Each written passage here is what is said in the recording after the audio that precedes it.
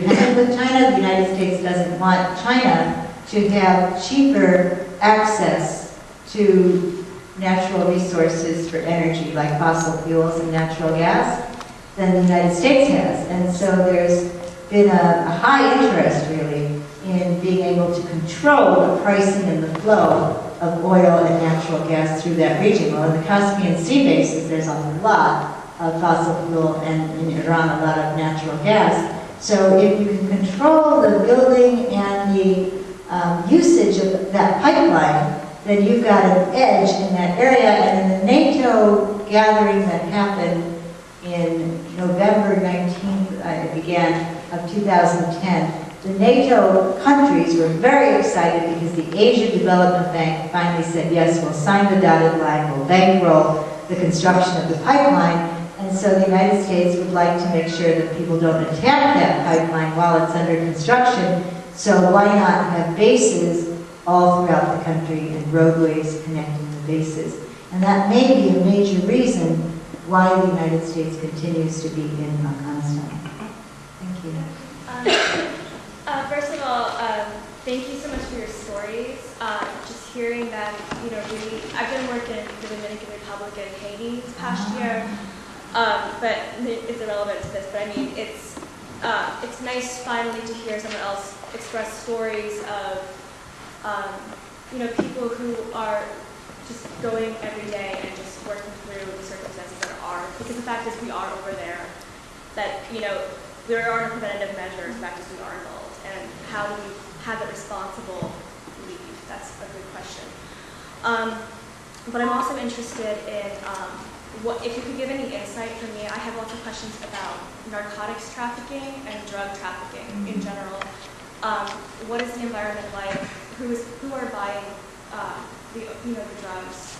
What is that market like, and how has it been affected by the conflict? 93% of the world's opium comes from Afghanistan. And I know a man named Noor Agha-Akbari. He works for the Ministry of Agriculture, and that's one ministry that's not owned by a drug lord.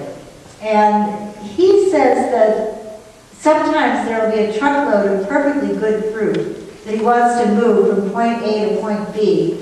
And by the time he gets all the paperwork and the bribes and whatnot taken care of to be able to move it along, the fruit will all have been rotten. But he said if you have one truckload of opium, you can have it on the other side of the world in 24 hours.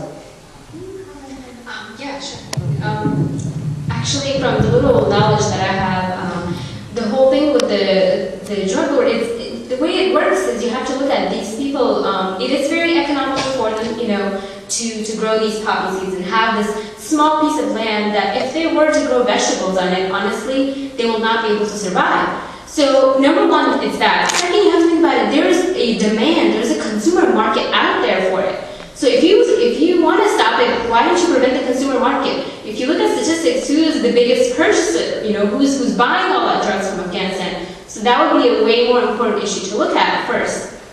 Secondly, due to the way the history of Afghanistan has been, we've been in war for pretty much the past 30 years.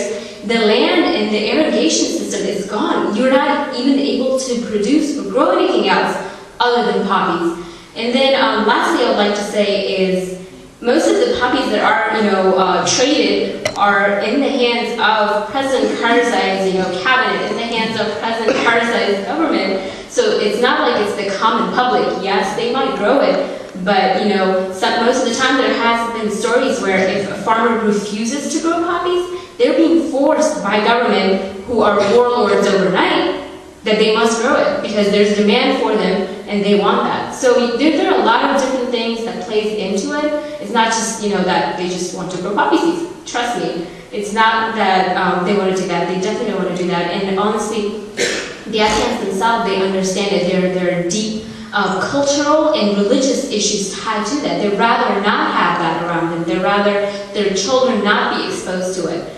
But due to economics and due to the fact that they just want to be able to provide their children with food at home for the night, they have to do that. And also, when you think about the 30 years of warfare, the Soviets cut down trees on mountainsides in many of the districts where they used to grow walnuts and mulberry and pistachio trees because they wanted to be able to see better in order to shoot people. And because of the impoverishment, people go up and they cut down trees to get fuel because they have to find some way to heat their homes and cook their food. So the mountainsides have been denuded of many of the trees. And it formerly was the case that flocks would crisscross the country, and with the irrigation systems also in bad shape, it would be very, very difficult to restore and replenish the flocks and to reseed the mountainsides and other areas with the trees. In fact, the price tag that's been placed on it by a guy named Alfred McCoy is $34 billion. Now I hear $34 billion and that's staggering. I can't even imagine such a sum. Until I read that every 6 months the supplemental spending requested by the U.S. military for war in Afghanistan and Iraq has been $34 billion. So what if we were to be saying, you take that $34 billion and find the agronomists who can figure out how to reseed the orchards, how to replenish the flocks, and how to get the irrigation systems going again. And if it weren't for the extraordinary cost of war, I think that at least those processes could begin. So who is addicted?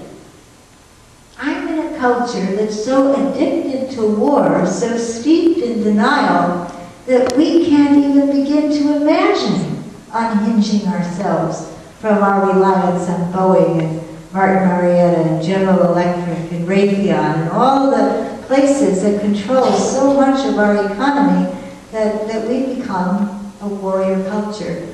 And yet we can look at people in Afghanistan and dare to say, oh, well, you know, they've just got this constant opium trade, they can't seem to get a grip on it. If it weren't for our warfare, and previous and proxy warfares fought by other countries, I don't think people would be in the grip of so much poverty now.